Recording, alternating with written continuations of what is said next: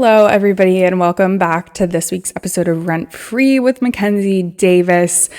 It is good to see you guys. I actually, at the time of recording this episode, it has not been that long since I've seen you guys because I have decided to start recording every Sunday, which means that the last time I posted, which was Friday, and if you guys recall, I was naughty last week and I recorded the same day that I posted. So anywho, I recorded really late last week and I'm recording really early this week. So I don't have much to update you guys on. But I realized that I forgot to tell you guys that one of my deals fell through. And I felt like that was something that one, definitely should have shared with you because it's a really great opportunity to just talk about how this happens and also talk about what happened because I had never experienced this before. And that happens all the time in real estate. It's me and my mom have this running joke that something new always happens in real estate. There's not one transaction that is the same because you always learn something new. It's always something a little different that you're like, oh, I didn't know that before. At least for me at year 4 or going on year 5 in this business, I am still experiencing that in my deals as a non-full-time realtor. So that's just my perspective.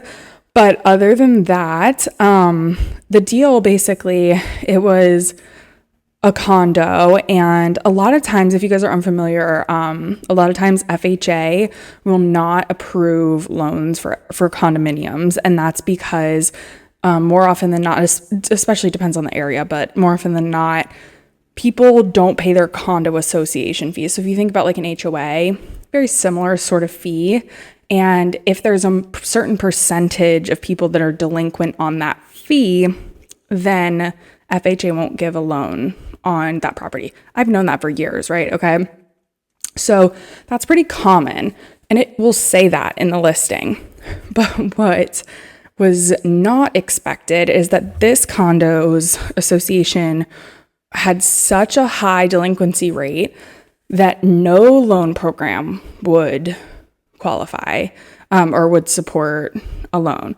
So we're talking VA, we're talking conventional, we're talking FHA. And my buyer happened to be the first buyer to try to purchase a property since the delinquency rate went up to where conventional and VA would no longer be working in the property. So unfortunately, we had already gotten an inspection. She'd already lost that money. She, of course, gets her deposit back, but it's just unfortunate that that's how it went because that's on the condo association and how they really, should be following through with those sorts of things and, doing something to remediate that. And in a lot of situations, I had a conversation with my team lead about how, the seller is in this position now where they're going to have a really hard time selling this condo, because they have to have a cash buyer or they have to use a non-warrantable loan. So that was something we looked into doing, basically a loan that's not non-warrantable, but as it's in the name, but it usually requires a higher down payment. And for my borrower, she was going to need to put something like 40% down, which is just too much money, especially for the price of this condo. And so it's just, there's all these different pieces of this puzzle where this poor seller of the property has to deal with this. And so we went back with them and tried to negotiate and see if maybe they would want to pay the delinquency fees for the condominium even to bring the condo back to decent. I want to say decent. That's not the word I'm looking for, but you get what I'm trying to say. And it would have been way too much money for someone to pay. And so they were like, no, we couldn't do that. So anyway, long story short, house is back on the market. My buyer is no longer interested. I mean, she was disappointed, but of course understands that it's better off this way. We're glad she's not stuck in that condo, because if it wasn't them stuck there, it would be her. But that was, the reality of it. It happens all the time. I don't shed any stress over deals that fall through because it literally happens all the time. I think it's just the nature of this business because people, things happen every single day that disqualify people from buying homes, and they're out of your control. And that's part of the psychology that comes into where I'm like, you really have to think about what's in your control here. You can educate your buyers, you can educate your sellers, you can explain the process, you can do your due diligence, you can do all the things that you need to do, but you can't control their every move. And so if they do something that's not, good, or, there's other things that even happen outside of that. Like in this case, the condo association completely out of my control. So, it sucks and that is unfortunate, but could I have done anything? No. So we'll be out looking at properties probably after the holidays. I think she needed some time off just to recoup, but then we'll be back out there looking. But yeah, so that was the one thing I wanted to share with you guys. The second is I had my first homeowner thing where it was just such chaos this day. And of course, I expected this, and I'll tell you why I did, but it was such a chaotic day. Yes, 2 days ago on Friday, because, oh my goodness. So we adopted a kitten last week, and his bedroom right now is in the basement because of the fact that he has to be kept separate from our current cat, who's 11.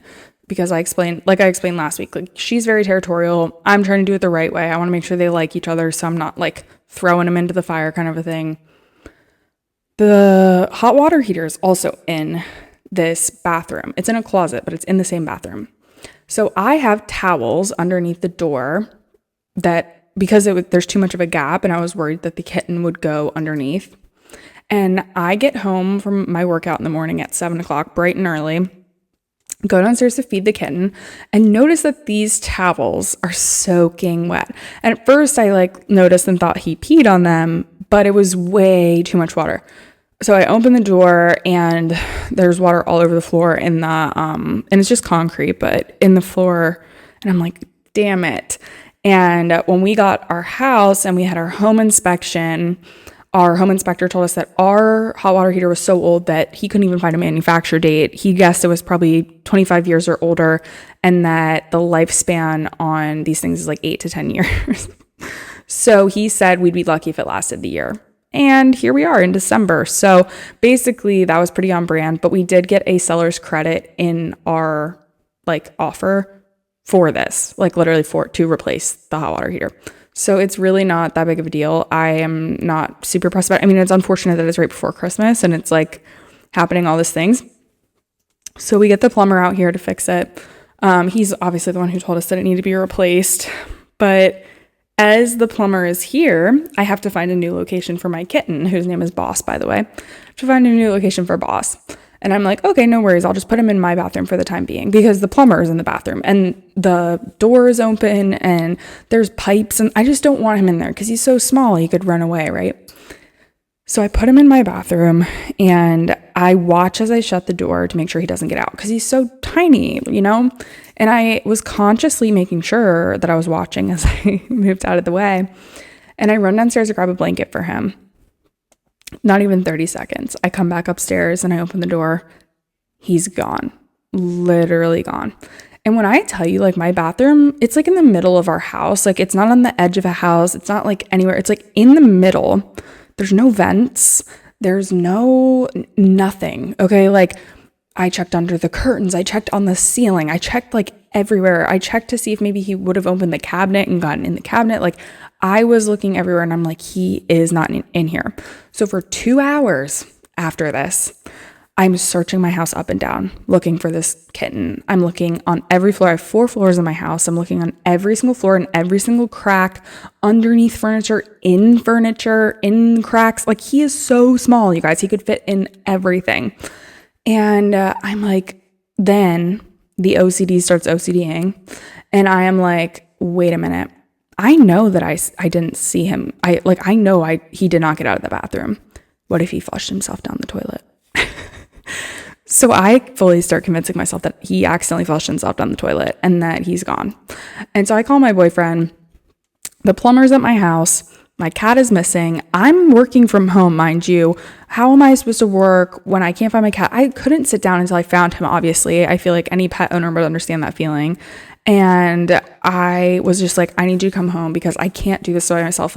There's too much going on at home right now. And I'm just oh, by the way, I'm also dog sitting right now. So dog sitting a dog I barely know, which love the dog, nothing against the dog, just all of this all at once.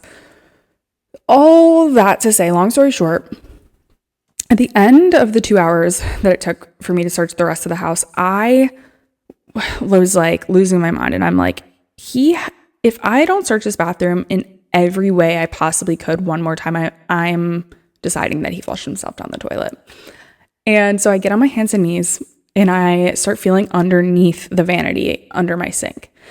And there's this small gap between, I don't know how to explain it. It's basically like underneath the cabinetry and it's hollow. And I feel through it and I feel something furry and I hear something purring. And I said, boss, and I shine my light and I see two eyes and I was like, oh my God. I've never been so happy to see someone, but also so angry that he was just happy-go-lucky purring in there the whole time. And I was having a freaking panic attack thinking he flushed himself down the toilet. So anyway, those are the things that have been happening in my life. I feel like I'm literally going crazy. Today, I went to the Christmas Village in Baltimore. I just posted a TikTok about it. It was actually so fun. And if you live near here or in the city, you should definitely go because it was really cool. Especially if you're looking for Christmas gifts or you need ideas for things for people because they have so many small businesses, lots of really good food. But yeah, I think that really sums up what happened since I saw you guys last week, which is crazy because it's only been 2 days. But clearly an eventful 2 days. But other than that, I didn't have much to tell you guys about today, like as far as like a whole topic for an episode. I was thinking about talking about credit, but then I started thinking about what I was going to talk about. And I was like, I don't even think there's that much to expand on, at least from my perspective, in a home buying atmosphere. And then I was like, I don't know enough about credit in a not home buying atmosphere to like speak on it that long term. So what I ended up deciding to do is that I have a really hard time responding to DMs because I don't have enough time. And I figured that I could come on here and, we kind of all mutually benefit from reading, answering, and, hearing the response to these questions because I think a lot of you guys share in the same questions. So, and when I respond to you guys, I often send voice memos because it's just easier. So I think I'm going to send voice memos to some people and respond to the questions that I've gotten over, the past few months since I've been able to respond last. And I'm going to obviously share those answers with you guys too. So it's just going to be kind of like a longer format of a Q&A. There's really no rhyme or reason to this. And I have no idea what's going to be in here because I didn't pre-check them. I'm just going to go with what's in here. And we're starting with my personal account first because I don't know, that's just what we were logged into first. So we'll start here. Jake said, hey, quick question. How are you able to close deals and business so quick? I just started working for Keller Williams and would appreciate any advice. Good question. And I think honestly for me, it was lead generation apps. Like there was no other way around it for me because I was so young. I didn't have any connections in the business. I was a college student. I mean, not trying to like make excuses for myself. I just really didn't have any other way to find clients, at least in the time frame that I had, because I was going back to school in the next fall. And so I used OpCity. I know that they're not accepting any new agents right now, but there's a lot of other apps like that you could utilize. So that's something I would suggest for sure. And then if you don't have a mentor, that's something else that I would suggest just because that's really crucial. At least it was for me for helping me understand like the real estate world and stuff. But I hope that helps. Let me know. Someone named Zaman said, hi, I've taken my real estate course through Calibri Real Estate, but I'm having a hard time passing the exam through PSI. I'm in Maryland as well. I was wondering if you had any recommendations as how I could pass for the real estate exam, anything that worked for you. Okay, so this is something I feel like I have to preface with the fact that I did fail the first time because obviously I was not perfect either. Hey there, sorry it took me a little bit to get back to you. So I actually failed my state exam the first time around too, so I definitely feel you there. It's a tough exam for sure. I think for me, the best way that I was able to pass was just by like repetition. It's so many terms and so much to understand and know. And so being able to do practice exams, make flashcards, continue to just repeat the process, I guess. Like really any way I was like drilling it into my brain was the only way I was able to pass. And that's, not typically the way that I study, but that's what was working for this kind of test. So I don't know. I don't have any really special tricks or anything besides that. It is just kind of like a studying game and really making sure you know the material. But best of luck, and I hope that everything goes well for you. Someone said, hey, absolutely love what you're doing. I would love to work with you. I wonder if this is a client or if this is for something else. Let's see. Someone DM'd me and asked if I was looking for any guests for the show, which is really cool. So I'm going to respond to her. All said, how did you study for your exam? I've took mine 5 times and I can't pass it. I get nervous each time. So even though someone else asked this question about studying, I'm going to answer this one a little bit differently just because they asked about nerves. And I feel like I'm also a really nervous test taker. And I was also terrified when I took this test just because I knew there was so much riding on it. I mean, looking back, there really wasn't. I just felt like I wanted it so bad in that moment. I also did a lot of practice exams. As far as the nerves, I can completely relate, as I also have test anxiety. I would say for that piece, create a test study schedule that will allow you to feel the most prepared and stick to it. And then show up to your test day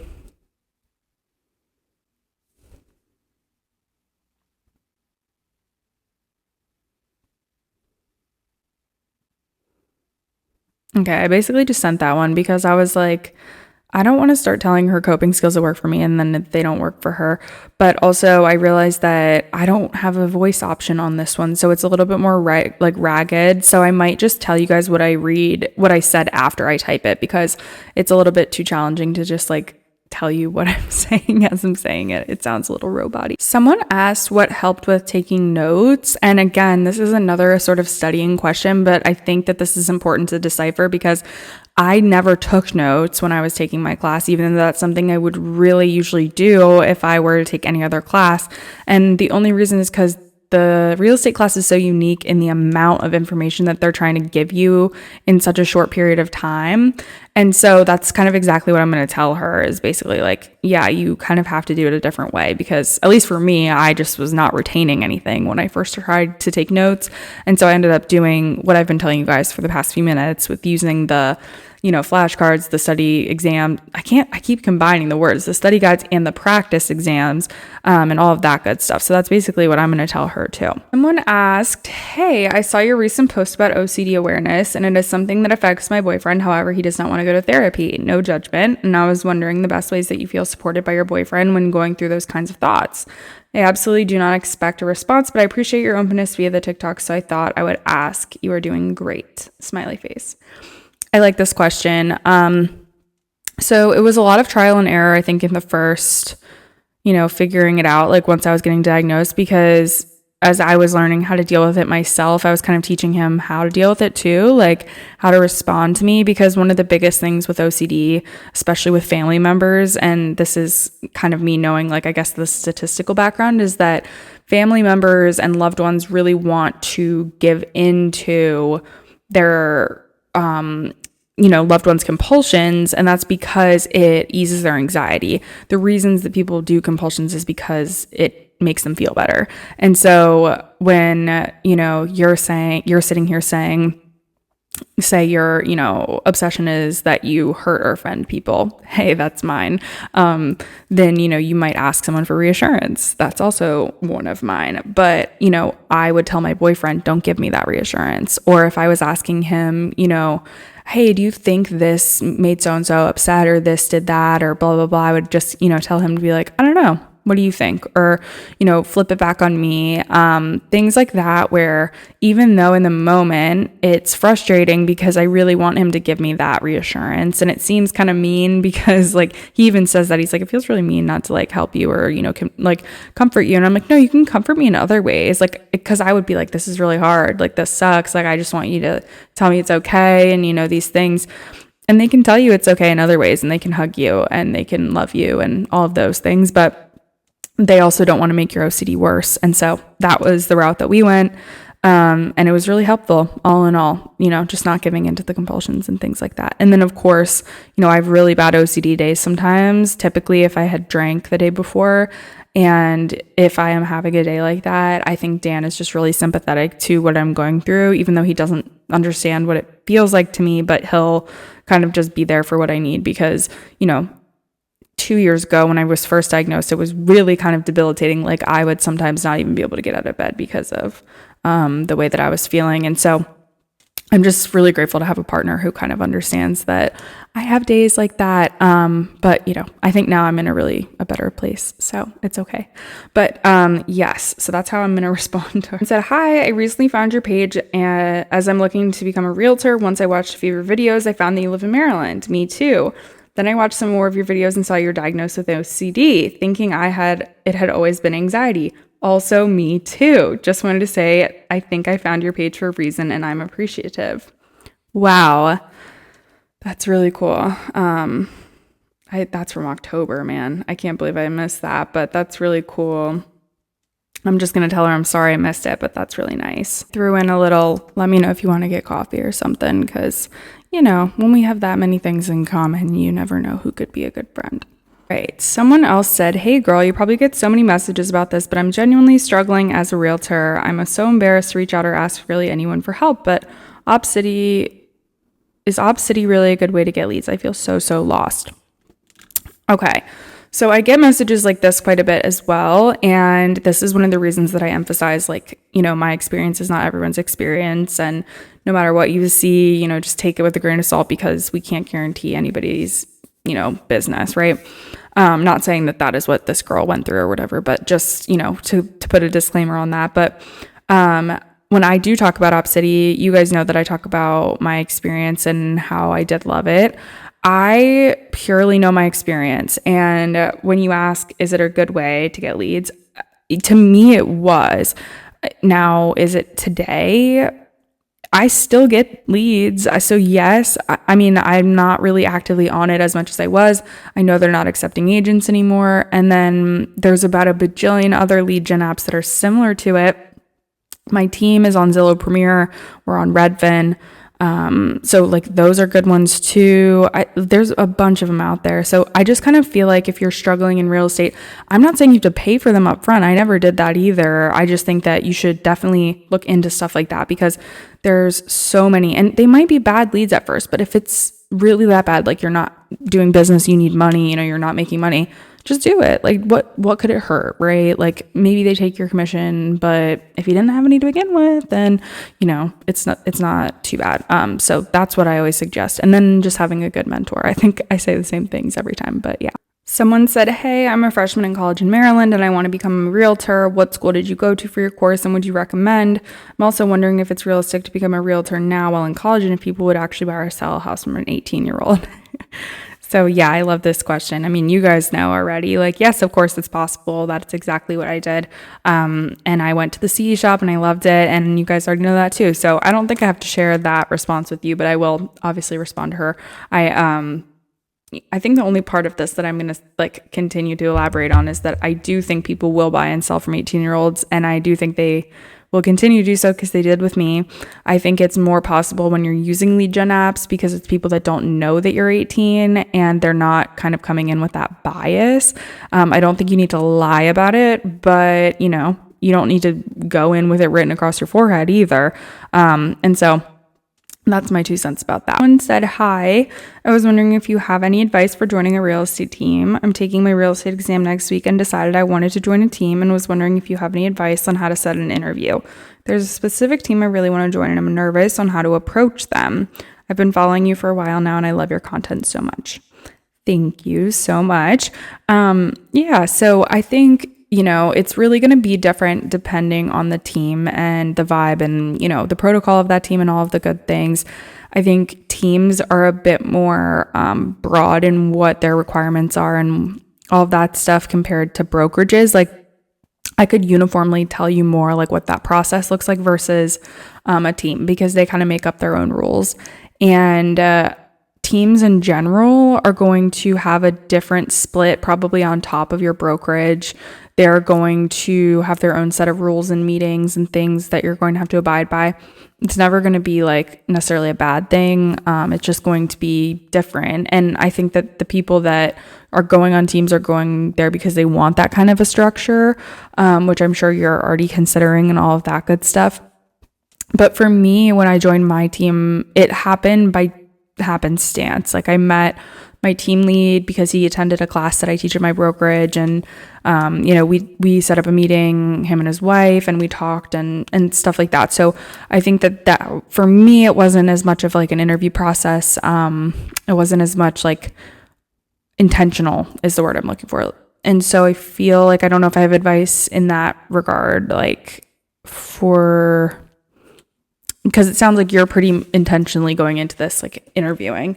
But if I were to do that, I think that I would just kind of, want to know ahead of time what it is that I was wanting out of that experience. Like when you join a team, what are you hoping to get out of that? Because there are some teams that are going to give you that, and there are others that are really not. And there are some team leads that are just greedy people who just want your money, and they're not going to give you leads. They're not going to mentor you. They're not going to set you up with anything. They're not going to do jack shit for you. And they're just going to take, and they're going to put their name on everything.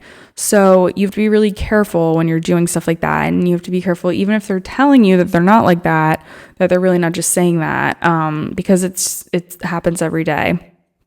But there's predatory splits on teams. There's contracts that last way too long. There's all kinds of things that you need to be careful of.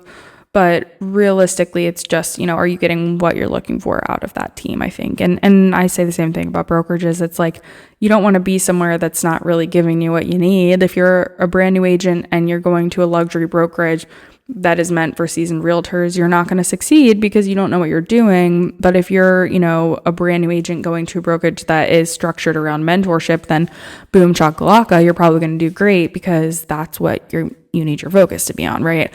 And so that's kind of my response to that one. So anyways, obviously we're not going to answer any other questions from the forum this week just because we kind of spent the whole episode doing that today. But I love you guys very much. I think that, it's easy to get lost in the DMs. It's hard for me sometimes because, as much as I want to answer everyone, it is very redundant. A lot of people have the same questions and I want to answer them all, but it's hard for me to take my time to answer those questions thousands and thousands of times, especially when they're on all of my social medias and video form and stuff. And of course, I've done that too. Like I have questions about things that I'm sure are on people's socials. It's just kind of the way it goes on social media. And so when I have opportunities to do stuff like this where I can at least, answer it for them with you guys, so it's not just one person and I don't have to answer it 1,000 more times, I'm going to do it. So yeah. Alrighty. Well, I love you guys a lot. I hope you have a good rest of your week and weekend, and I will see you all next Friday. Bye.